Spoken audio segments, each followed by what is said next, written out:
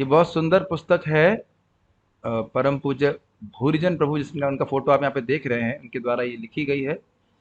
इसी के द्वारा वह जपा अपने जो सेशंस हैं उसको कंडक्ट करते हैं, और बहुत अच्छे वैष्णव हैं।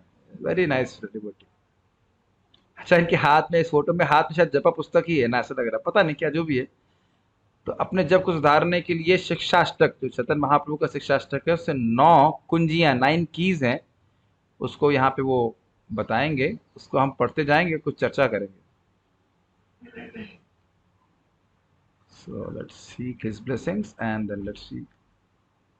अध्याय 1, चैतन्य महाप्रभु का शिक्षाष्टक, प्रथम श्लोक। श्री चैतन्य महाप्रभु द्वारा रचित शिक्षाष्टक अर्थात 8 शिक्षाप्रद श्लोक हमें नाम जप के महत्व के आरंभिक स्तर से जप के सर्वोच्च स्तर प्रयोजन की ओर ले जाते हैं। ये समझ में आई बात? जो साधक शुरुआत से हरि नाम जप कर रहा है, भक्ति की शुरुआत से, और एकदम लास्ट स्टेज जो भगवान की भक्ति का है, प्रेमा भक्ति का, वो उसका वर्णन शिक्षाष्टकम में है। ये बता रहे, यह प्रयोजन है ब्रजवासियों के भाव में श्री कृष्ण के प्रति प्रेम का अनुभव करना। हमारा अस्तित्व मात्र इस उद्देश्य की प्राप्ति के लिए ही है। ये मुझे बहुत अच्छी लाइन लगी। समझ रहे हैं? जीवन का उद्देश्य ही इस प्रेम की प्राप्ति करना है, और इस गोल को सामने रखते हुए व्यक्ति को भगवान की भक्ति करनी, स्पेशली नाम जप करना है। समझ रहे हैं भाई? हम बिल्कुल एकदम शुरुआती स्तर के भक्त हैं, उसमें मैं अपनी बात कर रहा हूं, उसमें कोई डाउट नहीं है। लेकिन गोल क्या है? जिस प्रकार से ब्रजवासी हरे कृष्ण मंत्र कर रहे हैं, उस प्रेम भाव से व्यक्ति भगवान का नाम उच्चारण करे। अभी तुम केवल नाम उच्चारण कर रहे हैं, लेकिन स्नेह, स्निग्ध नाम और प्रेम नाम, शुद्ध नाम, वो सब गोल हमारा है। इस अवेयरनेस के संग व्यक्ति को नाम जप करना चाहिए, तो वह अपने नाम जप को में गुणवत्ता लाने का प्रयास करेगा। ठीक है? बहुत अच्छा लगा ये लाइन। यही वह उपहार है जो चैतन्य महाप्रभु हमें देने आए थे। इसका आशय समझ रहे हैं? इस हरे कृष्ण मंत्र के द्वारा जीव को गोलोक की प्रेम की प्राप्ति हो जाए, यह महाप्रभु का उपहार। क्लियर? श्री चैतन्य महाप्रभु हरिनाम के प्रति हमारी श्रद्धा सुदृढ़ कर हमें प्रोत्साहित करना चाहते हैं। अब वे शिक्षाष्टक के प्रथम श्लोक में नाम संकीर्तन से उदयमान होने वाले 7 सिद्धियों का वर्णन करते हैं। सभी लोग मेरे संग बोलिए। चेतो दर्पण मार्जनम भव महादावाग्नि निर्वापणम श्रेयः कैरव चंद्रिका वितरणम विद्यावधू जीवनम आनंदाम्बुधिवर्धनम प्रतिपदम पूर्णामृतास्वादनम सर्वात्मा स्नपनम परम विजयते श्री कृष्णा संकीर्तनम। भगवान श्री कृष्ण के नाम कीर्तन की परम विजय हो, क्योंकि यह हृदय के दर्पण को स्वच्छ बना सकता है और संसार की प्रज्वलित अग्नि के कष्टों को रोक सकता है। यह कीर्तन उस वर्धमान चंद्रमा की भांति है जो समस्त जीवों के लिए सौभाग्य रूप श्वेत कमलों का वितरण करता है। यह सारी दिव्य शिक्षा का प्राण है। कृष्ण नाम का कीर्तन दिव्य जीवन के आनंदमय सागर को विस्तृत बनाता है। यह सभी को शीतल बनाता है और मनुष्य को प्रतिपग पर पूर्ण अमृत का स्वाद लेने में समर्थ बनाता है। इसकी व्याख्या हमने अलग से कही है, लेकिन मैं जैसे प्रभु जी ने यहाँ पे उसका एक एक शब्द को तोड़ा है और 7 लाभ बताए हैं संकीर्तन के, हम उसी प्रकार से इसकी समझने का प्रयास करेंगे। बहुत सुंदर तरीके से समझाए हैं। चेतो दर्पण मार्जनम, श्री कृष्ण के पवित्र नामों का जप हृदय अर्थात चेतना, चेतस को रूपी दर्पण को स्वच्छ करता है। क्योंकि हमने इतने सारे जन्म लिए हैं और इस अवधि में अपनी चेतना को धूल, गंदगी, भौतिक इच्छाओं एवं असीमित अन्य भौतिक संस्कारों से भर दिया है, अतएव हमारे हृदय का दर्पण इन सभी में दफन हो गया है।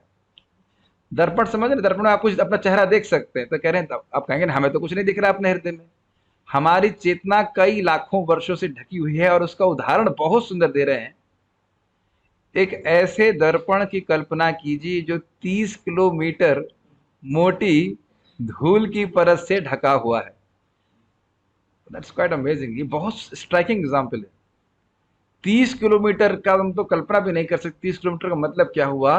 लेकिन अगर उसमें 1-2 इंच या मान लो 100 मीटर कम भी हुआ तो आपको कुछ लगेगा नहीं कि कुछ हो रहा है, लेकिन वो हो जरूर रहा है। जिस दिन से पहली बार हमने हरे कृष्ण मंत्र करना शुरू किया, उसी दिन से हृदय का चित्त रूपी दर्पण साफ होना शुरू हुआ। ये क्लियर समझ में आ रहा है? ऐसा नहीं कि कुछ नहीं हो रहा, हर दिन आप नाम जप कर रहे हैं, वो मट्टी साफ हो रही है। तो लेकिन ऐसा लगता नहीं कुछ हो रहा है, क्योंकि वो जो मतलब वेट है उसका वो बहुत ज्यादा है। समझ रहे हैं ना इसको? बहुत बहुत अच्छा बात बोल रहे हैं। यदि हम ऐसे दर्पण में देखने का प्रयत्न करेंगे तो हमें क्या दिखाई देगा? निश्चित निश्चय ही हम स्वयं को तो नहीं देख पाएंगे, हमें मात्र धूल ही दिखेगी। जब हम स्वयं को केवल भौतिक चेतना के द्वारा देखते हैं तो हम अपनी इस समझ के आधार पर व्यवहार करते हैं। ये बातें समझ में आ रही हैं? देखिए, जब भी हम अपने मन को देखते हैं तो मन के द्वारा हम क्या कर रहे होते हैं? कुछ दृश्य दिख रहे होते हैं हमको, और उन दृश्यों से अपनी पहचान करते बैठते हैं। बेसिकली जानते हैं इस बात को कि अपनी पहचान शरीर से करते हैं, और मन विभिन्न दृश्य प्रस्तुत करता रहता है, हर क्षण कुछ ना कुछ करता रहता है कि नहीं। और उसमें हम या तो राग करते हैं या द्वेष करते हैं। Make sense? अच्छा लग रहा है या बुरा लग, इसी में पूरा जीवन बीता जा रहा है, और ये हम भूले रहते हैं कि वास्तविक रूप से हम हैं कौन। ये समझ रहे हैं बात? मन शुद्ध है तो अपना हम उसके द्वारा स्वयं को देख पाएंगे हम हैं कौन। अभी कौन दिखाई पड़ता है? ये जो शरीर है उसी का वही दिखाई पड़ता है कि ये मैं हूं, वही धूल दिख रही है और कुछ नहीं। ऐसा करने पर हमारे हृदय का मैल स्वयं को स्वयं पर ही प्रतिबंधित करने का प्रयास करता है। मतलब बड़ा अद्भुत बातें बोल रहे हैं। जस्ट वो मन है ना, बस उस ऊपर इम्पोज करता रहता है कि तुम ये हो, तुम ये हो, तुम ये हो, इत्यादि इत्यादि, और कुछ नहीं। भ्रमित कर रहा है मन। हम वास्तव में कौन है यह हम कभी भी नहीं जान पाते हैं, किंतु नाम संकीर्तन हृदय के दर्पण और चेतना को शुद्ध व स्वच्छ करता है। इस शुद्धिकरण में कई वर्ष लग सकते हैं, यहां तक कि कई जीवन काल भी। किंतु यदि हम एक बार भी कृष्ण नाम बिना अपराध के ले सकें तो हम यह कार्य एक क्षण में भी पूर्ण कर सकते हैं। ये लाइन बहुत सुंदर लगी, बहुत सुंदर बात। देखिए, अगर कोई नामापराध से बचने का प्रयास नहीं कर रहा है तो उसका शुद्धिकरण बहुत डिलेड हो चला जाएगा। It will take a very long time. तो हम लोग ने कई बार इस बात को सुना है ना कि कृष्ण भावना में प्रकृति व्यक्ति की एटीट्यूड या उसकी मनोवृत्ति पर निर्भर करती है।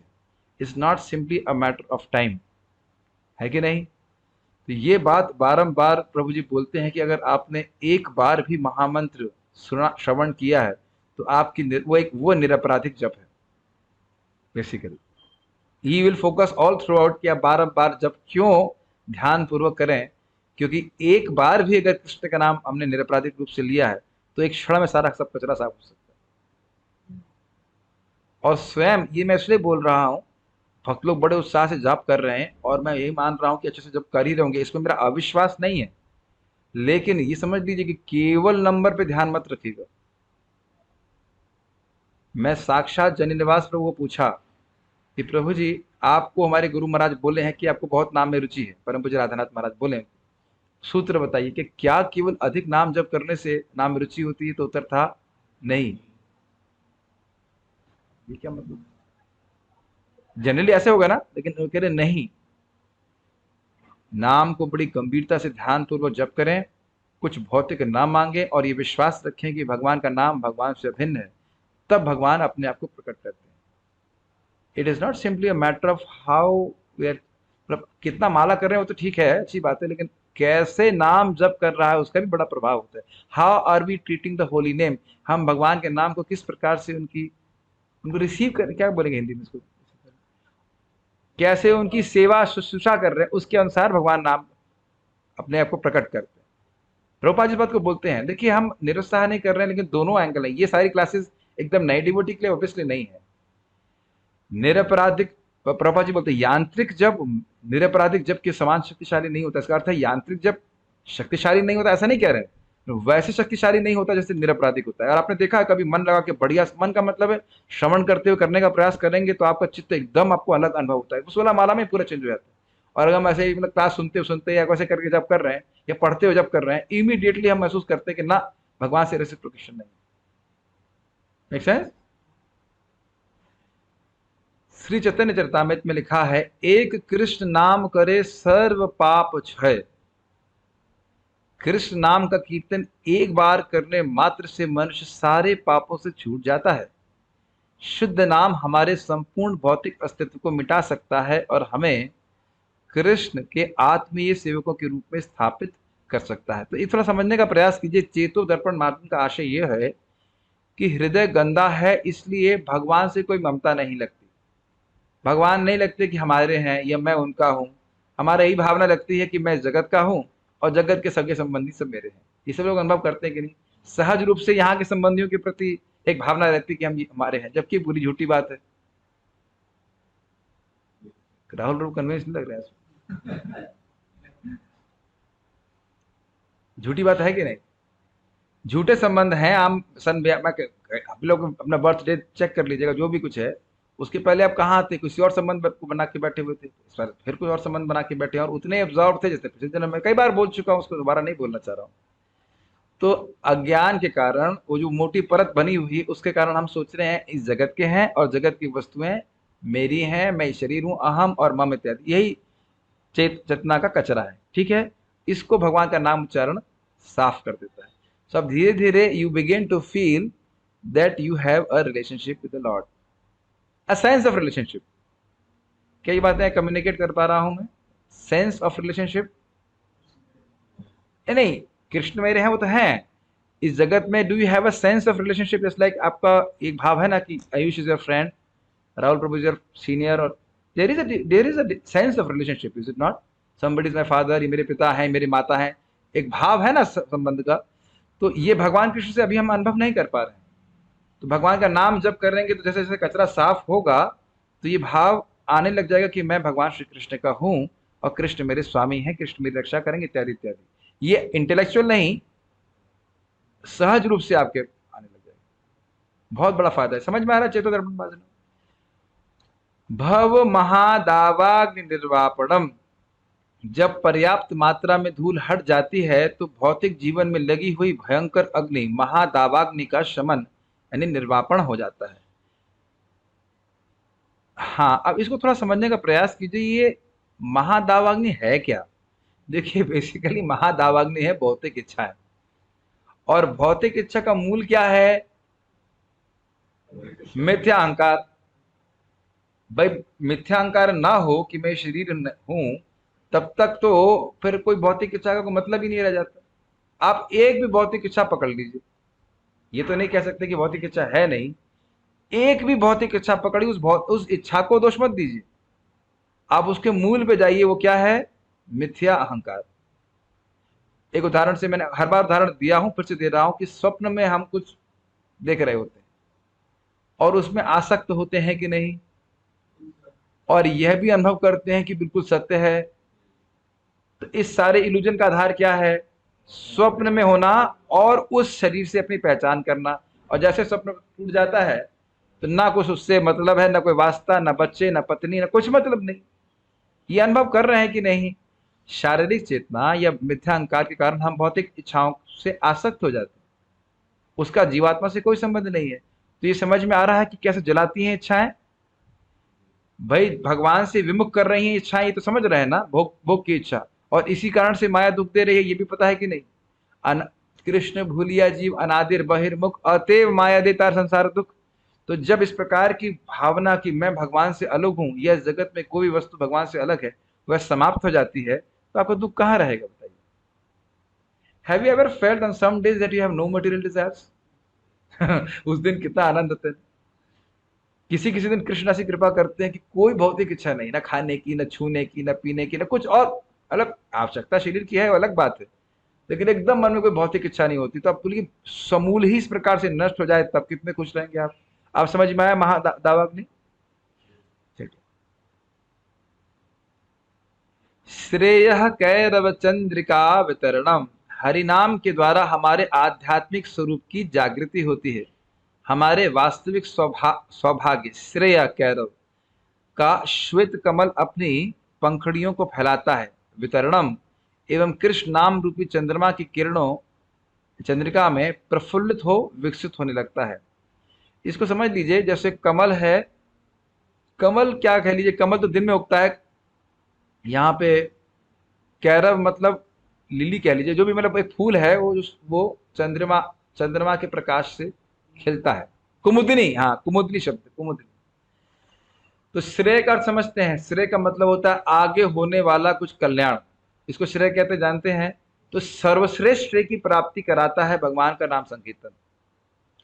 अब एक बहुत सुंदर बात है कि यहाँ इसको श्रेय कैरव चंद्रिका वितरण क्यों बोल रहे हैं। प्रभुपाद जी इसका बड़ा सुंदर समझाते तरीके समझाते हैं। मैं पहले ही बता चुका हूँ, चंद्रमा अमावस्या में बिल्कुल नहीं दिखता कि नहीं। यहाँ पे क्या लिखा है देखिए, आध्यात्मिक स्वरूप की जागृति होती है, ये जीव का परम श्रेय है।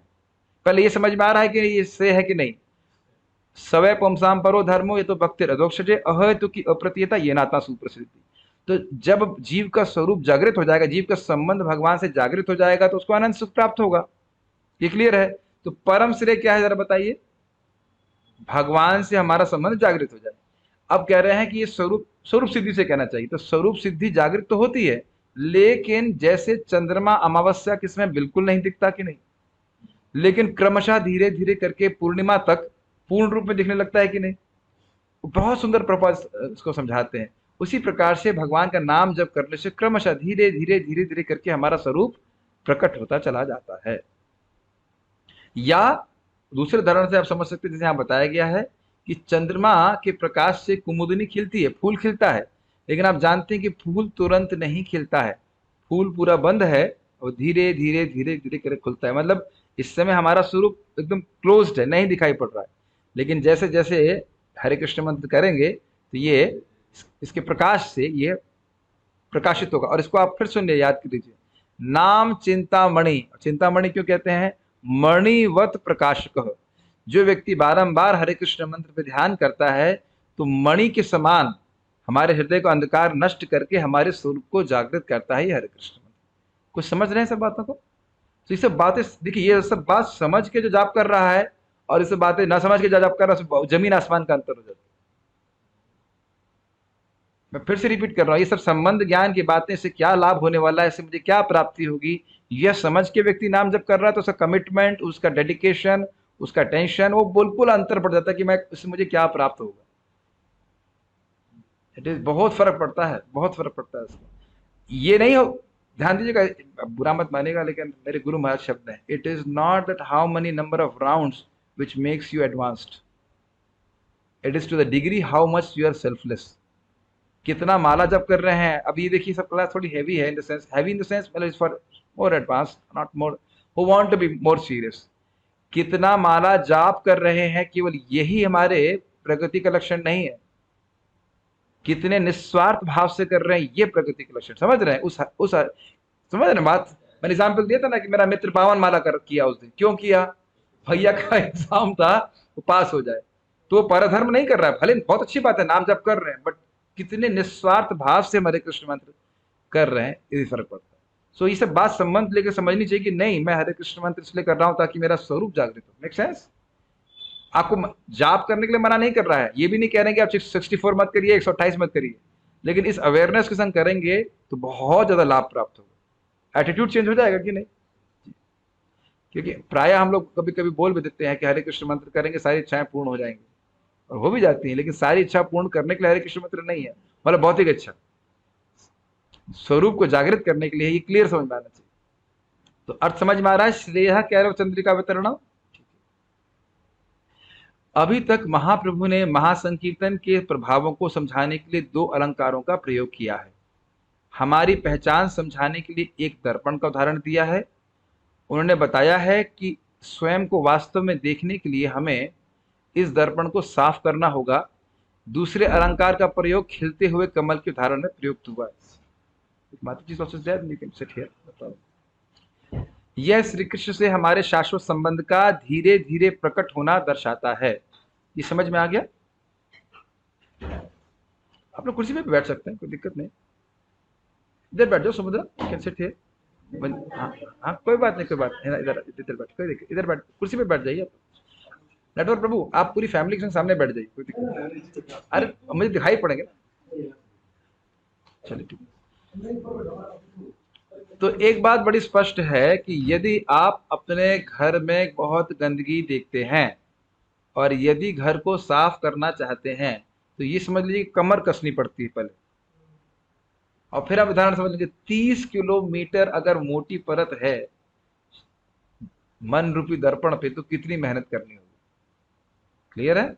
और आप ये भी बात ध्यान रखेंगे, मैं ये बात बताना भूल गया कि मन में गंदगी आई है भोग, अनादिकाल से भोग के संस्कारों के द्वारा।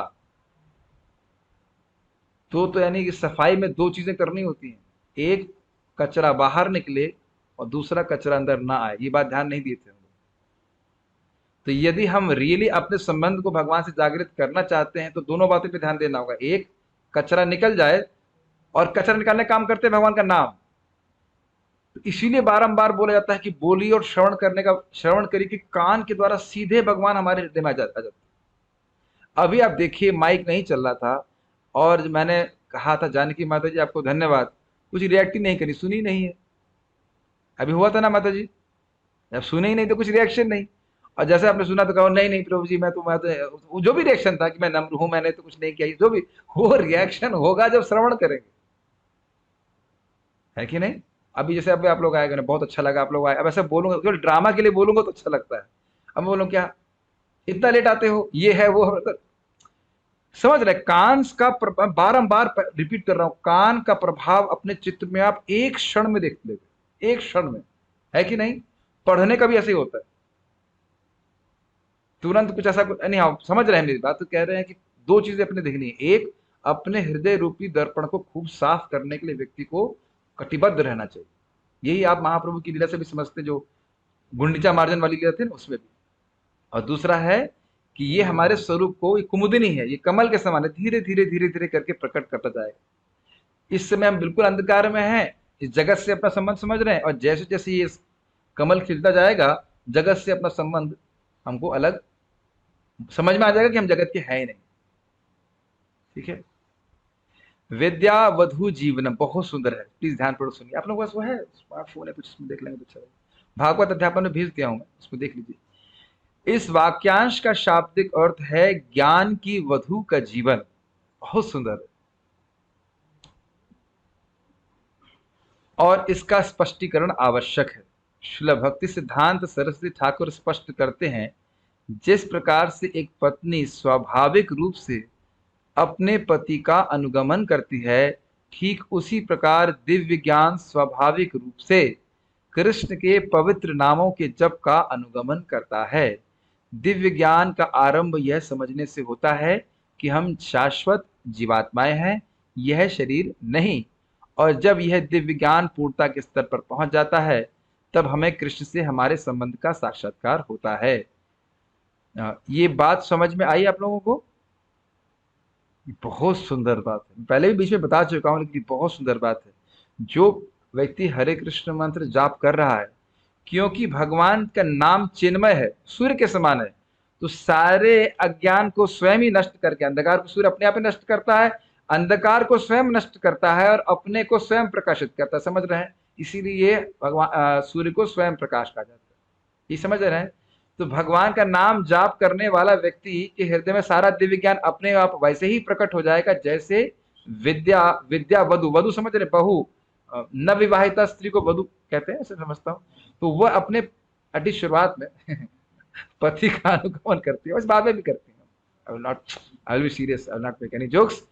तो पति का अनुगमन करती है, मतलब आप ये नहीं कह सकते कि नाम जप कर रहा हूं तो कोई दिव्य ज्ञान हृदय में प्रकाशित नहीं हो रहा है। It is impossible. हाँ, अगर नाम अपराध कर रहे हैं तो हो सकता है ऐसा, लेकिन अगर हम नाम जप अच्छे से कर रहे हैं अपराध से बचते हुए, तो ऐसा हो ही नहीं सकता कि अपने हृदय में हम दिव्य ज्ञान का अनुभव ना करें। और क्या है दिव्य ज्ञान का अनुभव? पहली चीज अनुभूति होने लग जाएगी, अनुभूति होने लग जाएगी कि मैं ये शरीर नहीं हूं, और शरीर संबंधित स्थूल और सूक्ष्म आवश्यकताएं या इंद्रिय तृप्तियां मुझे टच नहीं कर रही हैं। मान लीजिए मैं सोचूं कि भाई, एक तो स्थूल, तो आप समझ रहे हैं भोग, जो स्थूल भोग है उनकी व्याख्या नहीं करना चाहता, आहार निद्रा भय मैथुन जो कुछ, और उसके अलावा सूक्ष्म भोग भी हैं, प्रसिद्ध हो जाऊं, सम्मान मिले, इत्यादि इत्यादि, ये सब सूक्ष्म भोग इच्छा है। इन दोनों का मेरे से कोई संबंध नहीं है, ये दिव्य ज्ञान है। कुछ समझ में आ रहा है मेरी बातें, मैं क्या बोल रहा हूँ? हमारा कंसेप्शन रहता है ना कि ये प्राप्त करके बहुत मजा आ जाएगा, और उसके लिए हम प्रयत्नशील रहते हैं। तो कहते हैं ना, वो we become detach from this. शरीर का हम ध्यान रखते हैं जैसे मोटरसाइकिल का ध्यान रखा जाता है, लेकिन मोटरसाइकिल से अभिनिवेश नहीं रहता। तो ये जो हमारा अभिनिवेश है शरीर में, वह भगवान के नाम के द्वारा अपने आप समाप्त होने लगेगा। इसीलिए तो मैं बारंबार भक्तों को जब बोलता हूँ कि भाई जब पैसे की व्यवस्था हो गई तो नौकरी मत करो। और घर वाले या आसपास वाले क्यों बोलते हैं? क्योंकि अभी अभी अभिनिवेश नष्ट नहीं हुआ। अभी भी ये मान रहे हैं कि मैं जगत का हूँ, समाज का हूँ, समाज के प्रति मेरे को कुछ नाम कमाना इत्यादि। कोई बात नहीं, नाम जब करिए, धीरे धीरे बात समझ में आ जाएगी। हमारा एकमात्र कर्तव्य क्या है? ब्रज का प्रेम प्राप्त करना। शुरुआत में ही हमने सीख लिया था। एकदम गोल क्लियर रहना चाहिए इसके लिए। मैं किसी व्यक्ति विशेष पे आक्षेप नहीं कर रहा हूँ, ये जनरल बात है। कोई व्यक्ति जगत में महान बनना चाहता है तो उसका कारण क्या है? यही तो मान रहा है कि मैं शरीर हूं, तभी तो महान बनने का प्रयास करेंगे। ये बहुत अच्छी बात है। विद्या वधु जीवन प्राण है हरे कृष्ण। मैंने आप समझ लीजिए कि कोई व्यक्ति अगर आपको, कोई भी, क्षमा कीजिएगा, कोई भी व्यक्ति ये बोल रहा है कि जब को नेग्लेक्ट कर दो, तो वो गुरु नहीं। उसने शिक्षा गुरु है ना, बुरा मत मानेंगे, मैं थोड़ा कठोर बोला, गुरु ही नहीं है। बस वो आपकी भक्ति के जो विद्या वधु, उसका जीवन ही खींच ले रहे हैं। कोई भी प्रमाणिक गुरु ये बोलेंगे कि अच्छे से नाम जप कीजिए। परम पूज्य राधा गोविंद महाराज से व्यक्ति ने पूछा, महाराज, शिष्य ने पूछा, महाराज क्या सेवा करें? एकदम स्पष्ट बोले महाराज कि आप अगर अच्छे से माला जप करते हो तो यही मेरी सेवा है। कोई हम अपने बात तो नहीं रख रहे हैं, महाराज से एकदम स्पष्ट बोले।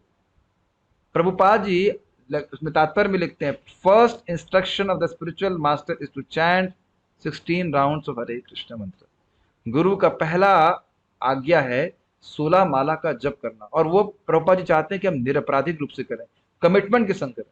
समझ ना कि अब ये और कोई काम नहीं करना, 16 माला ही करना। और वो प्राय भक्तों के संग, चाहे वो गृहस्थ हो चाहे ब्रह्मचारी, सुबह का ही समय। तो बड़े सम्मान के संग आदर पूर्वक भगवान का नाम जप करेंगे तो देखेंगे, अरे मेरा तो, हाँ वाकई मेरा ज्ञान नष्ट हो रहा है, मेरा कचरा हृदय से जा रहा है, भोग इच्छा समाप्त हो रही। तो ये बहुत इंपॉर्टेंट बात है, समझे इस बात को। सारा दिव्य ज्ञान अब पीछे पीछे पीछे पीछे हरे कृष्ण मंत्र के चल रहा है। पता नहीं आप लोग डिप्रेस तो नहीं हो रहे? मुझे तो बहुत उत्साह हुआ सुन करके। माला जप करेंगे तो देखिए, ये नहीं लिख रहे हैं कि स्त्री और पुरुष का भेद नहीं बोल रहे हैं। चाहे स्त्री हो चाहे पुरुष हो, ये दोनों ही उपाधि हैं। जितना मैं अपने आप को पुरुष मान रहा हूं, उतना ही कोई माता जी अपने आप को माता जी मान रही है। तो अज्ञान तो उतना ही है ना, कोई अंतर तो नहीं है ना। ऐसा तो नहीं कि माता जी लोग कम मान रही है, ज्यादा मान रही है, दोनों के बराबर अज्ञान है। आत्मा तो न स्त्री है न पुरुष है, बीमारी कॉमन है कि नहीं? तो जो भी व्यक्ति नाम जप करेगा, he will develop that awareness, I am in this body, मैं शरीर में हूं, मैं शरीर नहीं हूं। बहुत बहुत बहुत अच्छा चीज है। इससे पहले कि मैं आगे जाए, आपको मैं ये बता दे रहा हूँ, परम पूज्य सचिनंदन महाराज की बात बताऊंगा। फिर से मैं कई बार बोल चुका हूँ। वो सोचते थे कि जब मुझे 2 घंटा जब करना ही है तो क्यों ना अच्छे से करें, उतना ही तो टाइम लगता है।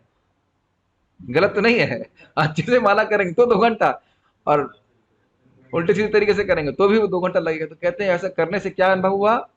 ये कृष्ण का से मेरा एक संबंध है, ये उनके हृदय में अनुभूति जागृत हो गई। बहुत अच्छी बात है। ठीक है, समझ में आ गया होगा। श्रीला भक्ति विनोद ठाकुर जी लिखते हैं, पूर्ण रूप से कुसुमित होकर पवित्र नाम रूपी पुष्प मुझे ब्रज को ले जाता है एवं मुझे स्वयं का स्वरूप एवं लीला विलास प्रकट करता है। यह नाम मुझे मेरा स्वयं का आध्यात्मिक शरीर प्रदान करता है, मुझे श्री कृष्ण के सामीप्य में रखता है, और वह मेरे इस नश्वर शरीर से संबंधित प्रत्येक भाव का विनाश कर देता है। ये भजन हम गा चुके हैं पहले, हरि नाम धोरे को तो बल, उसी से लिया है उन्होंने। दो बात समझ रहे हैं, एक ये जैसे जैसे भगवान का नाम एक हमारे संबंध रूपी कमल को हृदय में जगाता चला जाएगा, तो दो चीजें हैं। एक कि भगवान श्री कृष्ण की लीला विलास को प्रकट करता है। याद आ रहा है विडंबनम वाला श्लोक जो लिखे थे, यस्यावतार गुण कर्म विडंबनानी नामानी, नामानी विडंबनानी। जैसे इस जगत में कोई व्यक्ति नर्तक समझो, नर्तक नाचता है स्टेज पे और सामने वालों का उत्साह देख करके विभिन्न भाव भंगिमा प्रस्तुत करता है, उसी प्रकार से भगवान का नाम जब भक्त के जीव के ऊपर नाचता है, भक्त उत्साहित से होकर नाम जप करते हैं, तो वह अपनी सारी लीला उसके हृदय में प्रकाशित कर देता है। याद आ रहा है सब बात? तो ये बात बोल रहे हैं कि मुझे स्वयं का स्वरूप एवं लीला विलास प्रकट करता है। यानी भगवान कौन है, भगवान का स्वरूप प्रकट आता है होता है, और भगवान के लीला विलास हृदय में दिखता है। सोचिए, और इसको हम नारद जी मुझे सुन चुके हैं कि नहीं? आहूत एवं, जैसे ही मैं भगवान का कीर्तन करना शुरू करता हूँ, आहूत एवं मतलब बुलाया नहीं है, लेकिन मानो बुलाया हो, ऐसे भगवान हमारे हृदय में तुरंत प्रकट हो जाते हैं। तो ये सब अनुभूति भले हमको अभी नहीं है, लेकिन क्योंकि हमारा टीवी खराब है, तो आप कहिए कि ऐसा कहिए कि अभी हम वेट कर रहे हैं, हमने रिपेयर सेंटर में डाला हुआ है इसको आके, तो रिपेयर होने में थोड़ा समय लगता है कि नहीं? ऐसा तो नहीं कि आपका टीवी खराब हो गया तो आज भेजेंगे तो अर्जेंट डिलीवरी हो जाएगी, थोड़ा समय लगेगा। लेकिन जिस दिन एक बार टीवी ठीक हो गया, फिर ये टीवी कभी बंद नहीं होगा, 24 घंटे टेलीकास्ट होगा। कभी सोच सकते हैं कि आप 24 घंटे कृष्ण लीला का दर्शन अपने हृदय में कर पाएंगे? It's very high goal, but this is the only goal to be perceive, is only worthy goal. यही सबसे ये चरम उद्देश्य है, बहुत उच्चतर उद्देश्य है, लेकिन यही उद्देश्य प्राप्ति करने के लिए अपने जीवन को हमें समर्पित करना चाहिए। इसके अलावा और कोई जो उद्देश्य लेके चल रहे हैं वो सब महाराज के शब्द, गोबर, गोबर उद्देश्य, गोबर, ओके, गाय का गोबर, ठीक, भैंस का नहीं, गाय का गोबर, बाकी जो उद्देश्य लेके चल रहे हैं सब फालतू है, ठीक है? गाय का गोबर, गाय का गोबर। तो आपने एक लाभ देखा क्या?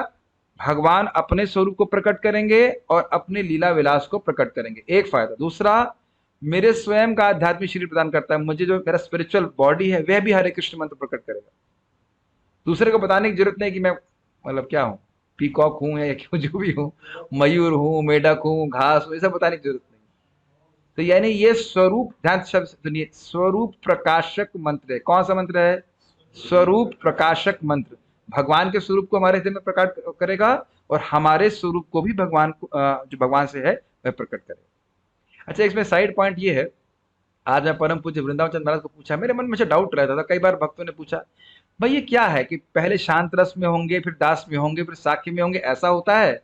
ये जो सीधे मान लो किसी का दास संबंध है तो वो प्रकट होता है? तो महाराज ना ना ना, ऐसा नहीं। जिसका दास संबंध है वो सीधे दास से प्रकट होता है, साख्य सीधे साख्य प्रकट होता है। ऐसा नहीं कि पहले शांत में आएंगे फिर दास में आएंगे, तो ये सब नहीं है। तो ये सब जो भी भगवान से हमारा रस है सेवा का, वह प्रकट हो जाएगा। क्लियर, समझ आ रहा है?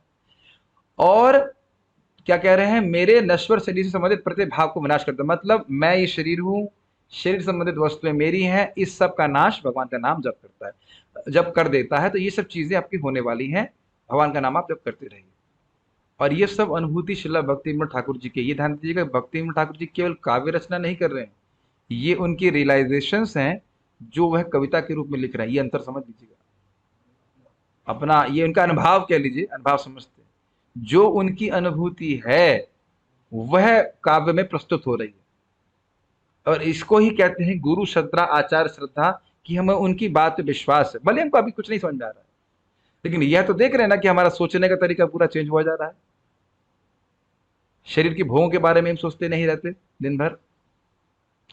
इसका अर्थ यह है कि पवित्र नामों का कीर्तन पर्याप्त है, यह हमें कृष्ण से हमारा नित्य संबंध क्या है इसका बोध करा सकता है, अन्य किसी भी प्रकार की आध्यात्मिक प्रक्रिया की आवश्यकता नहीं है। तब आप कहेंगे प्रभु जी फिर आप प्रवचन क्यों कर रहे हो? क्योंकि अगर संबंध ज्ञान नहीं है तो फिर हम प्राया या तो नामाभास या फिर नामापराध के स्तर पे ही रहेंगे। ये कई बार लोग आर्गुमेंट करते हैं कि भाई जब नाम अपने आप में पर्याप्त है तो फिर हमको और साधन करने की क्या जरूरत? पहली बात तो ये पूछेंगे आपसे कि क्या इस प्रकार की श्रद्धा आपकी है कि बस ना ही पर्याप्त है?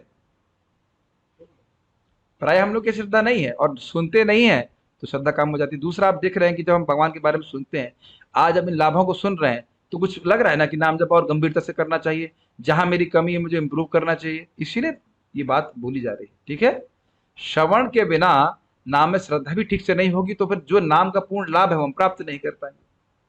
ठीक है, आनंदाम बुद्धि वर्धनम, आनंदमय होना जीवात्मा की स्वाभाविक स्थिति है। पवित्र नामों का कीर्तन करने से हृदय में सदैव उफनते हुए सिंधु रूपी हर्षोन्माद का प्रवाह होता है। लेकिन ये समझना होगा कि भक्ति की उच्च स्तर स्थिति भी होगा, ये ग्रेजुअली बता रहे हैं। ऐसा नहीं है कि शुरुआत में ही हर्षोन्माद होना शुरू हो जाए, कुछ रस कुछ सुख का अनुभव तो आप अभी भी कर रहे हैं, नहीं तो करते ही क्यों भक्ति, है कि नहीं? लेकिन जो आप हर्षोन्माद की बात कर रहे हैं, भक्ति की उच्चतर अवस्था की बात कर रहे हैं, ये करता है कहने का मतलब जैसे जैसे हमारा स्वरूप प्रकट होगा वैसे वैसे व्यक्ति को भगवान के नाम में उन्माद या भक्त भक्त सुख, डायरेक्ट सुख के परसेप्शन होने लग जाएगा। आनंदाम बुद्धि समझ रहे हैं? आनंदाम बुद्धि का मतलब, अम बुद्धि मतलब होता है समुद्र, और आनंदाम बुद्धि मतलब आनंद के समुद्र का निरंतर वर्धन करने वाला। अच्छा, इंटरेस्टिंग बात यह है कि क्या आप महसूस नहीं करते कि हर क्षण हम सुखी होना चाहते हैं, लेकिन माया से बिविल्डर होकर के, मोहित होकर सोचते हैं कि इंद्रियों को सुख दे करके मैं सुखी हो जाऊंगा या हो जाऊंगा। और अब कितना अद्भुत है कि हर व्यक्ति अनुभव कर रहा है कि आहार, निद्रा, भय, मैथुन से हमें सुख अगर कुछ मिलता भी है तो बहुत निकृष्ट, और मिलता है तो बहुत थोड़े समय के लिए, बहुत अल्प काल के लिए मिलता है और बहुत ही निकृष्ट सुख मिल रहा है। इसीलिए फिर से मैं महाराज जी की बात याद दिलाऊंगा, परम पूज्य वृंदावन चंद्र महाराज क्या बोले थे, क्योंकि भोग निकृष्ट हैं और कुछ क्षणिक हैं, इसलिए तपस्या कभी भोग प्राप्ति के लिए नहीं करना चाहिए। फिर से रिपीट कर रहा हूं, आहार, निद्रा इत्यादि के जो भोग हैं वो निकृष्ट है, वो तो सूअर को भी प्राप्त है और क्षणिक है। कुछ कुछ समय के बाद हमारा शरीर पूरा चेंज हो जाएगा, शरीर ही नहीं रहेगा। इसलिए भोग प्राप्ति करने के लिए तपस्या करना ये मानव जीवन का लक्ष्य नहीं। तपस्या तो हमें करनी है, आप समझ गए ना? चेतो दर्पण मार्जनम तपस्या ही दिखा रहा है, हृदय की सफाई करने का काम हमारा है। और दूसरा क्या है, मेरा रूम है और आपका रूम आपका रूम है। सबको मेहनत स्वयं से करनी है। वैसे तो दूसरी बात ये भी है कि हम जब नामोच्चारण करते तो सभी लोग लाभान्वित होते हैं, बट अपने रूम की सफाई का दायित्व हमें स्वयं लेना पड़ेगा। हाँ, वो बात है कि सफाई हम नहीं करेंगे, सफाई करेंगे भगवान, हमने खाली उनको अलाउ करना है, दरवाजा तो खोलो। समझ रहे हैं? कान खोल के श्रवण करेंगे तो बड़ी तीव्रता से आप प्रगति महसूस करेंगे। You will, it works wonders. जिस दिन नाम जब आप ध्यान पूर्वक करते हैं, क्या अपनी चेतना में उसी दिन अंतर नहीं महसूस करते? You feel so happy, amazing हो जाता है ना। बाहर के लोग क्या बोलते हैं कोई खास फर्क नहीं पड़ता, यूर इंटरनली यूर हैप्पी। तो खाली ये बात भक्ति ठाकुर जी बताते हैं जैव धर्म में कि जीव के लिए सुख की इच्छा करना गलत नहीं है, लेकिन गलत जगह मत ढूंढो। नहीं तो हरिदास ठाकुर जी क्यों कहते हैं कि माजी नाम रस से रोजम गा रहे कि नहीं, मेरे नाम अपराध नष्ट हो और नाम के सुख का अनुभव करो। तो नाम का सुख, ब्रह्म सुख, क्या भगवान गीता में, भागवत में बार बार प्रॉमिस नहीं कर रहे?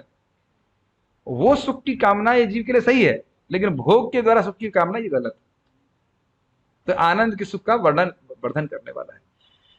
प्रतिपदम पूर्णामृता स्वादनम, प्रतिपदम धीरे धीरे हमारी रुचि पूर्णता के स्तर पर पहुंचती है और यह आस्वादन अमृतमय हो जाता है। तब हम इस अमृत का आस्वादन कर सकेंगे जिसके लिए आत्मा सदैव लालायित रहती है। ये समझ में आ गया? आत्मा जिस सुख की कामना कर रही है और उसको विभिन्न योनि में भ्रमण करते हुए ढूंढ रही, यहां तक कि स्वर्ग का सुख भी, वह भी ब्रह्म मतलब भक्ति के सुख के बराबर कुछ भी नहीं। तो उसके लिए जो लालायित है, जो उसकी लालसा है, वह हाँ, बहुत अच्छा, खुश हो जाएगा। कृष्ण से स्वतंत्र जीवात्मा रेगिस्तान में रहती है। क्या बात है ना। कुछ भक्त है हमारे यहाँ, रेगिस्तान से तो नहीं है लेकिन राजस्थान से तो है। राजस्थान से कुछ भक्त है हमारे। कौन कौन है इधर है? हाँ, भरतपुर में है। भरतपुर, लेकिन भरतपुर में रेगिस्तान उतना नहीं है। लेकिन हम लोग प्रचार करने लग गए तो जोधपुर के आगे और स्पेशली बीकानेर के और आगे जाएंगे तो वहां पे जैसलमेर में पर्टिकुलरली हाँ दिखाई पड़ता है। जब कोई रेगिस्तान में रहता है तो उसकी जिह्वा सूख जाती है। कितना सुंदर पुस्तक लिखे। जल को तलाशते हुए वह व्यक्ति मरीचिका का पीछा करने लगता है और इस अंधी खोज में संभवतः उसकी मृत्यु भी हो जाती है। रेगिस्तान में जल नहीं है, उस व्यक्ति की तृष्णा को संतुष्ट करने का कोई उपाय नहीं, किंतु पवित्र नाम पूर्ण संतुष्टि प्रदान करने वाले हैं और यह नाम संकीर्तन जीवात्मा को कृष्ण सेवा रूपी अमृत से तृप्त कर देता है। कभी आपने ऐसा अनुभव किया कि बहुत अच्छा प्रसाद होता है तो हर कौर पे हम आहा आहा करते हैं, आ ये तो अमृत है, ऐसा लग रहा है अमृत चख के आए। होता है कि नहीं? आपने तो आज अमृत बना दिया। बस उसी तरह से समझ लीजिए, स्वादु स्वादु पदे पदे वाला समझ रहे हैं ना। हर हरे कृष्ण हर सिलेबल में आनंद है। अभी हम ऐसा अनुभव नहीं है क्योंकि हम रुग्ण है, बीमार है। लेकिन क्या कह रहे हैं, प्रतिपदम पूर्णामृत स्वादनम। देखिए इसके दो अर्थ यहाँ पे रख रहे हैं। एक तो है कि प्रतिपदम धीरे धीरे ये पूर्ण अमृत का आस्वादन कराएगा। एक तो ये अर्थ हुआ, और दूसरा अर्थ जब हम शुद्ध अवस्था में हो गए, हृदय शुद्ध हो गया, तो हर पद पे, हरे पे आनंद, उससे अधिक कृष्ण पे, फिर उसके बाद और हरे तो और आनंद, फिर और कृष्ण, फिर और हरे। कब रुकने वाले हैं फिर ऐसी स्थिति में? आप कुछ नहीं ग्रहण कर पा रहे हैं? Every name is better than the previous name. अब ये मेरा कोई ऐसा साक्षात्कार नहीं है, लेकिन इसके द्वारा हमारे मन में एक लालच तो आता है। लालच समझ रहे हैं? हम अरे हमको भी ऐसा प्राप्त हो जाए। तो अगर मान लीजिए उसके लिए हमें थोड़ा नम्र बनना पड़े, तो आप बनने के लिए तैयार हो जाएंगे कि नहीं? क्योंकि महाप्रभु कहते हैं कि स्वरूप रामाराय सुनो, किस प्रकार से बड़ी आसानी से कृष्ण प्रेम प्राप्त हो जाता है। तृणादपि सुनि चेना तरुरूप सही सुना। जो इतनी बढ़िया वस्तु मिल रही है, तो मिथ्यांकार को फुलाने से क्या फायदा? मिथ्यांकार के गुब्बारे को पहले ही पिन मार दीजिए। जानते नहीं मैं कौन हूं, कितना महान व्यक्ति हूं, तुम मेरी बात सुनते नहीं हो, ये है वो है प्राण निकालना। ये सब बातें आगे प्रभु जी बहुत क्लियर करने वाले हैं। अरे इस जगत में भी गोलगप्पे खाने के लिए व्यक्ति कुछ भी करने के लिए तैयार हो जाता है कि लाइन में खड़े होकर के 14-15 किलोमीटर लगा रहता है कि ठीक है। तो ये बहुत अच्छी बात है, ये बहुत अच्छी बात है। आप उसको समझ पाए रेगिस्तान वाले धारण को? जीवात्मा रेगिस्तान में है और वो भोग प्राप्ति का प्रयास कर रहा है, लेकिन वहां सुख है नहीं, केवल एक मृग मरीचिका है, और करते करते वैसे ही मर भी जाएगा। मुझे इस बात में बड़ी खुशी होती है कि जिस कोई व्यक्ति भक्ति में आ गया, मान लो 2-4 माला भी करने लग गया, तो कम से कम वो आ गया, इस फोल्ड में आ गया, कृष्ण को फिर वापस मौका देंगे। भक्तों को इसलिए लोगों को प्रोत्साहित करना चाहिए नाम जप करने के लिए। और बहुत से भक्तों का अनुभव होगा, सभी का होगा इस प्रकार से, कि भले हमको नाम में ऐसी रुचि नहीं हो रही है, लेकिन जीवन में संतुष्टि का अनुभव कर रहे हैं, भौतिक इच्छाएं समाप्त हो रही हैं। ये सब लक्षण है कि मृग मरीचिका के पीछे भागने की प्रवृत्ति कम हो रही है। नहीं समझ में आ रहा? सर्वात्मा स्नपनम, यह पवित्र नाम आत्मा को पूर्ण रूप से स्नान कराते हैं एवं समस्त प्रकार के सूक्ष्म एवं स्थूल दूषणों को साफ कर जीवात्मा को हर्षोन्माद में भिगो देते हैं। महामंत्र भक्त के हृदय में सर्वोच्च आनंद की अनुभूति कराने में पूर्णतः सक्षम है। तो आप कहेंगे कराता क्यों नहीं है? प्रसन्न करो।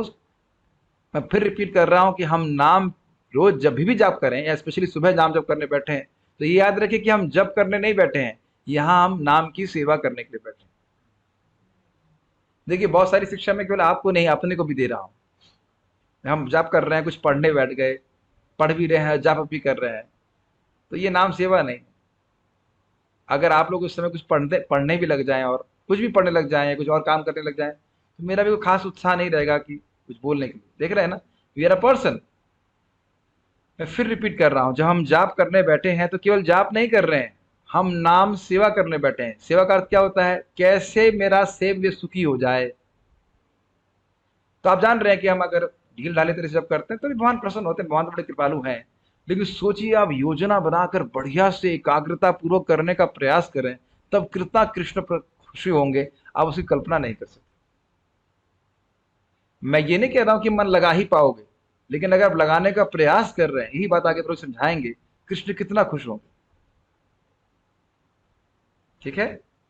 अच्छा, इसमें एक समझ लेना चाहिए कि आत्मा के 7 अर्थ होते हैं। आत्मा मतलब आत्मा, आत्मा मतलब बुद्धि, आत्मा मतलब शरीर, आत्मा मतलब मन, और चेष्टा, बहुत सारे अर्थ। वो सबका स्नपनम, सबका स्नान हो जाता है। तो इसलिए एक क्लियर बात है कि कहीं आप मान लीजिए स्नान ना कर सकें, ट्रेन में है, कुछ भी है, तो आप हरे कृष्ण मंत्र जब करते हैं तो उससे भी शरीर पवित्र हो जाता है। बाकी आत्मा तो पवित्र होती है, इसमें कोई संदेह नहीं, मन पवित्र होता है। ठीक है? जब मन पूरी तरह पवित्र हो जाएगा तो वह आनंद की अनुभूति कराएगा। मैं इसको स्नपनम को ऐसे लूंगा जैसे हम लोग वॉश बाथरूम में स्नान करते हैं ना, शावर से, उस तरह से पूरा भीग जाते हैं कि नहीं? तो सोचिए ऐसे आनंद के अमृत बरसे और हम पूरा भीग जाए। ये बोल रहे हैं सर्वात्म स्नप, ये बोल रहे हैं ना। तो वस्तुतः रोज हम लोग शावर ही चालू कर रहे हैं। मुझे तो नहीं लगता है कि शावर, मैं तो इस बाथरूम से बाहर निकलने के चक्कर में रहता हूँ समझ रहे हैं?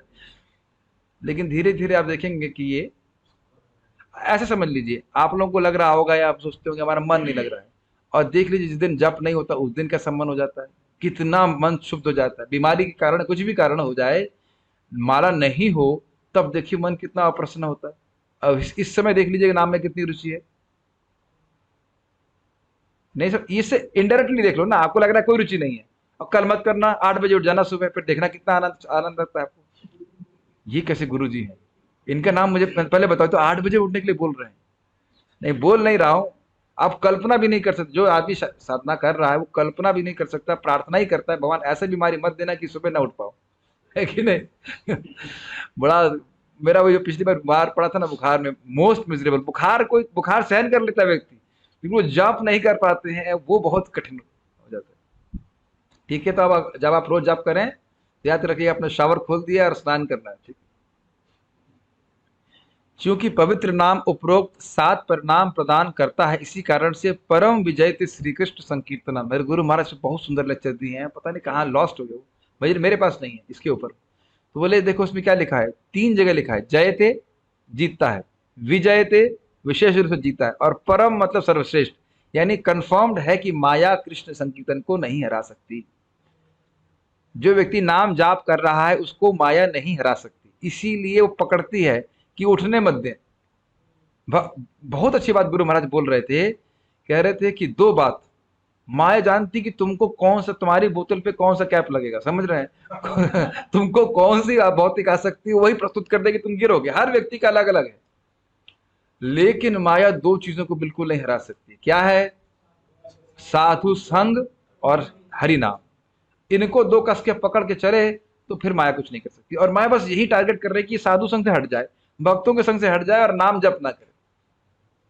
ये देखिए, कोई भी गेम युद्ध कर रहे हो तो सामने वाले का पैतरा समझ में आना चाहिए ना, कि खाली अपना ही पैतरा चलाते रहोगे, वो पता ही नहीं चले कि वो आप पीछे से आपको जो है टांग खींच दे, समझ रहे हैं?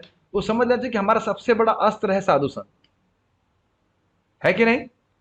आपने, अब मैं कल भी बता रहा था किस प्रकार से हम लोग रोज भागवतम पढ़ते जा रहे हैं, जब चैतन्य चरितामृत पढ़ते जा रहे हैं, संग में है तो करते जा रहे हैं, और संग से छोड़ देंगे तो कहेंगे वो कौन सी ग्रंथ है, पन्नी भी नहीं खोलेंगे, सालों साल, सोचता जीवन भर पन्नी नहीं खोले,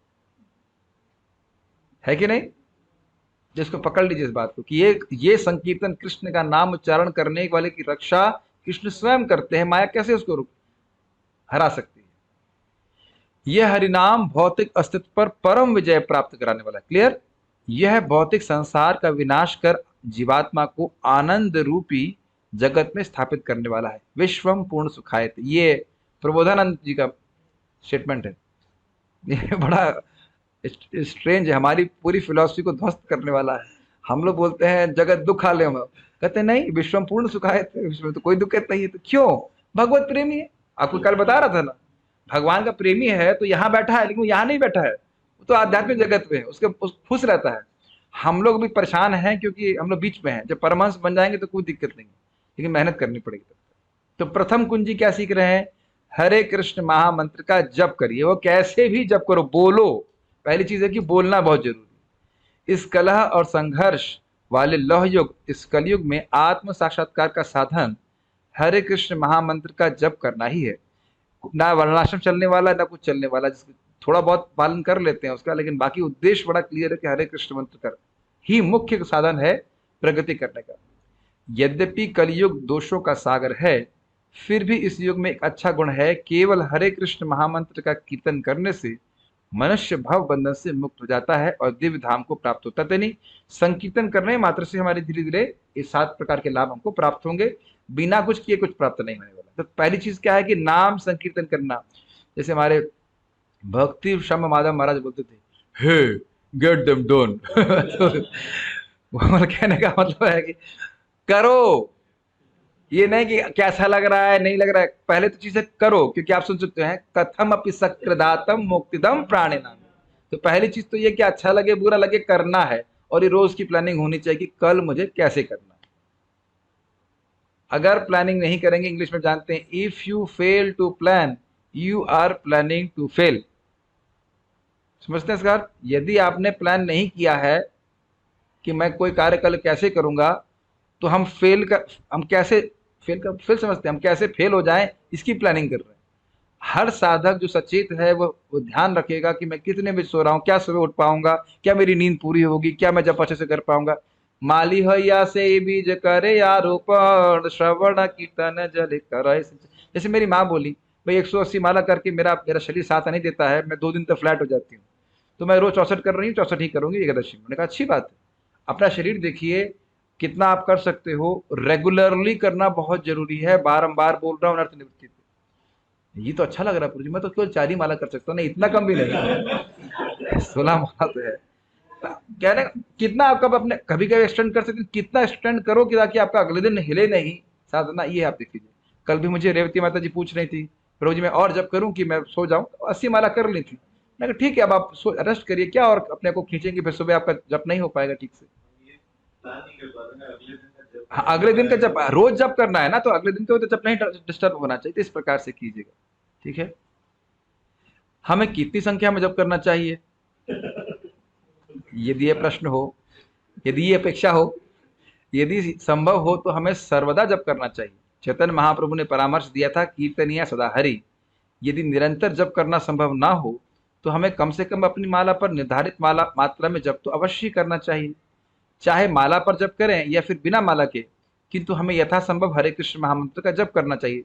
ये भी एक दिक्कत हो जाती है कि कभी कभी लोग सोचते हैं कि 16 माला हो गया ना, अब माला कहाँ है, कल मिलेंगे, अभी अभी दोबारा मिलेंगे है कि नहीं? अरे भाई आप चल रहे हैं तो क्या हरे कृष्ण मंत्र गा नहीं सकते? महाप्रभु के पार्षद प्रसाद खाते खाते भी हरे कृष्ण मंत्र बोला करते थे। यहाँ तक कि प्रभुपाद जी के ऐसे वक्तव्य, हम उसको पालन तो नहीं कर पाते, एक कौर आप ले रहे हैं, इसके बीच में हरे कृष्ण मंत्र बोल दिए। पता नहीं प्रभुपाद जी कैसे, प्रभुपाद जी तो हमेशा अपने हृदय में बोलते रहते थे, लेकिन हम तो ऐसा नहीं कर सकते, लेकिन इट एक्चुअली वर्क्स। एक बहुत महान वैष्णव बोल रहे थे कि जल पीते हुए भी अगर हरे कृष्ण मंत्र करते हैं मन में, तो वो जल चरणामृत बन जाता है। अब ये उनके ही शब्द से मैं बोल रहा हूँ, मैं शास्त्र प्रमाण नहीं दे सकता, लेकिन कृष्ण की स्मृति हर जगह रहती है। तो अधिक अधिक हरे कृष्ण मंत्र को अपने जीवन में ढालने का प्रयास करें। जितनी बार हरे कृष्ण बोल रहे हैं उतनी बार हृदय को साफ हो रहा है, उतना ही भगवान से प्रेम बढ़ रहा है। ठीक है, तो ये बोल रहे हैं, चाहे आप एक गृहस्थ व्यक्ति हो जो घर पे रहते हैं, अथवा वन में रहने वाले, वन में वाले, थोड़ी एडिटिंग नहीं थी, वन में रहने वाले कोई सन्यासी, सतत जप करो और उच्च स्वर से पुकारो हरि हरि। चाहे आप दुख सुख की अवस्था में हो अथवा घोर दुख में निमग्न हो, इस जप को कभी न भूलो। अपने अधरों को पूर्ण रूप से हरि नाम से भर लो। गृहेत वने थे ठाके, सदा हरि बोले डाके, सुखे दुखे भूले ना को, वदने हरि नाम को रो रे, गाए गोरा मधुर स्वरे। यही वाला भजन है कि आप घर में हो चाहे बाहर हो, से कोई दिक्कत नहीं है। पहली चीज हमें देखनी है कि जीभ से नामोच्चारण करें। देखिए, हम कुछ कहना चाहते हैं कि आपका जैसे साधना करने की इच्छा हो करें, लेकिन कुछ भक्त हरे कृष्ण हरे कृष्ण हरे हरे राम राम राम, ऐसा करके जब कर रहे हैं, लेकिन आचार्यगण ऐसा करने के लिए नहीं बोल रहे हैं। वो ने हरि नाम बोलो रे, करो रे। प्रभुपाद जी स्पष्ट बोलते हैं, मुख से लिप्स चलने चाहिए, आपकी जीभ चलनी चाहिए, और गले से भी आवाज स्फुरित होनी चाहिए। जैसे देख रहे ना, गला का उपयोग कर रहा हूँ, होठ का उपयोग कर रहा हूँ, जीभ का उपयोग कर रहा हूँ, तो कुछ आवाज आ रही है, ऐसे नहीं करना है। और इस पे मुझे याद है परम पूज्य राधाकुंज महाराज जी के शिष्य थे, या मैं हैग्री प्रोषद बता रहे थे, वही टीका पढ़ रहे थे उसे मन में, और महाराज क्रोध में बोले, हाँ दुनिया की बात करोगे तो जोर जोर से, और भगवान की बात टीका पढ़ोगे, बोल भगवान की बात करोगे तो मन में।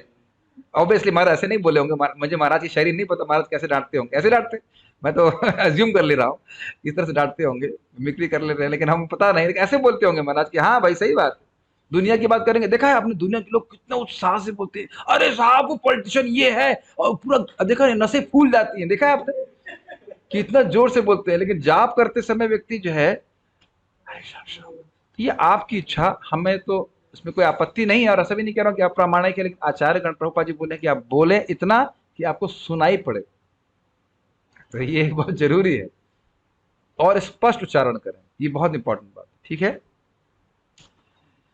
और इंपॉर्टेंट बात एक और चीज है कि देखिए, इस जगत के सुख और दुख का वास्तविक रूप से आत्मा से कोई संबंध नहीं है।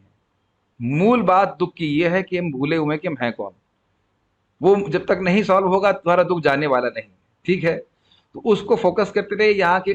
ठीक है, जो भी सुख दुख आ रहा है उसको देखना चाहिए, मेडिसिन, बीमार पड़ रहा है दवा ले लो, वो ठीक है, लेकिन ध्यान रखिए कि स्वस्थ लोग भी आत्महत्या करते हैं। ये बात समझ रहे हैं? केवल शरीर से स्वस्थ हो जाएंगे, मैं ये नहीं कह रहा हूं कि आप स्वास्थ्य का ध्यान मत रखिए, स्वास्थ्य का ध्यान रखना बहुत जरूरी है। जो ऐसे बोल रहा हूं उसको वैसे ही ग्रहण कीजिए, नहीं तो भजन नहीं कर पाएंगे। लेकिन यह नहीं सोचना चाहिए कि मैं पूरा स्वस्थ हो जाऊंगा तभी मैं पूरा सुखी हो जाऊंगा। शरीर की किसी भी अरेंजमेंट से आत्मा सुखी नहीं हो सकती, ये क्लियर होगा। शरीर का उपयोग करना है भगवान की सेवा में, इसलिए शरीर को ठीक से रखना चाहिए, रखना ही चाहिए। श्री चैतन्य महाप्रभु ने घोषित किया था कि मैं युग धर्म हरिनाम संकीर्तन का प्रवर्तन स्वयं करूंगा। मैं संसार को प्रेम भक्ति के चार रसों की अनुभूति कराकर उन्हें प्रेम विभोर बनाकर नचा दूंगा। तो यही उद्देश्य है हरे कृष्ण मंत्र का। अधिकाधिक मात्रा में हरे कृष्ण महामंत्र का जप करने से धीरे धीरे हमारे हृदय का शुद्धिकरण होगा, और जिन 7 परिणामों का श्री चैतन्य महाप्रभु ने वर्णन किया है वे सभी परिणाम हमारे अंदर प्रत्यक्ष रूप लेने लगेंगे। एक बात इंपॉर्टेंट है कि 16 माला ही कर सकता हूं मैं, ये भी एक प्रकार का मेंटल बैरियर है मेरा, उससे अधिक नहीं कर सकता। और आप कहीं ना कहीं देखेंगे माया हमको छुपाती रहती है, रोकती रहती है, ये बहुत महत्वपूर्ण कार्य है, वो बहुत महत्वपूर्ण कार्य है, और करते करते वो बहुत महत्वपूर्ण बात है, ये बहुत महत्वपूर्ण बात है, करते करते हमारा समय खत्म हो जाता है। तो प्रयास करें कि अधिक अधिक हरे कृष्ण मंत्र तो पहला कुंजी क्या सीखी? मन लगे या ना लगे, जीव से बारंबार उच्चारण हो रहा है तो जीव को बहुत लाभ होगा। फिर सुनाई पड़ा मैं क्या बोल रहा हूं? जीव से हरे कृष्णा कृष्णा कृष्णा हरे हरे, हरे राम राम राम हरे हरे कर रहे हैं तो जीव आत्मा को बहुत लाभ होगा। क्रमशः सारा कुछ क्लियर हो जाएगा। एक बात बताना भूल गया कि जितनी मात्रा में हृदय शुद्ध होगा उतनी मात्रा में समझ में आ जाएगा कि जीवन का उद्देश्य क्या है।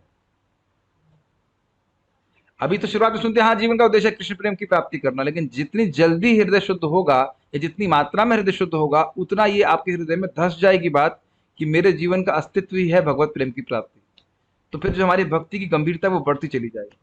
तो इसलिए हर दिन प्रयास करना चाहिए कि हम अधिक से जाप अच्छे से कर सकें। और पहला कुंजी क्या सीख रहे हैं हम? बोलना। बोलना जरूरी है, सोना जरूरी नहीं है जब के समय। सोना तो ऐसे अन्यथा जरूरी है, लेकिन स्पष्ट रूप से हरे कृष्ण मंत्र का उच्चारण करें। और सारी बातें आप क्रमशः हम आप करेंगे। कोई प्रश्न किसी भक्त का है तो क्या एक प्रश्न है? चेतो दर्पण मार्जन में आपने बताया था कि पवित्र नाम का जप हृदय रूपी दर्पण को साफ करता है, पर प्रभु जी जैसे जप अच्छा हो रहा है आई सी माई अर्थात द ग्रुप्स ऑफ माई संस्कार मोर प्रोमिनेंटली। हाँ, बहुत अच्छा प्रश्न है। कह रहे हैं कि आपने कहा कि हृदय को साफ करता है, लेकिन हम जब जप करते तो देखते हैं कि गंदगी और उभर रही, तो यही तो होना है। अभी मैं कहूं कि रूम कैसा है, हाँ साफ है साफ है, अब मैं कहूं चलो इसकी महा क्लीनिंग करो, तो देखेंगे इस रूम में जहां बैठे हैं बहुत कचरा दिखाई पड़ेगा।